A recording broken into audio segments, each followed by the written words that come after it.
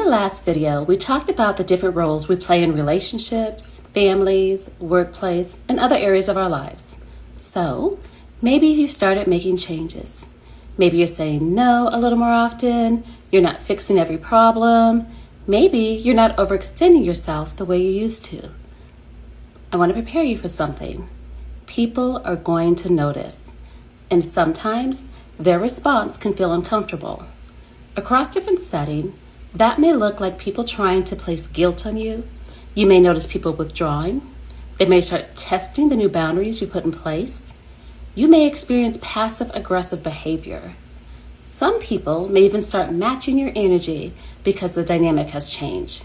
And if you're not prepared for that, it's easy to mistake those responses as a sign that your change was wrong, or to start feeling guilty, or maybe even convince yourself that you should go back to the role you've always played.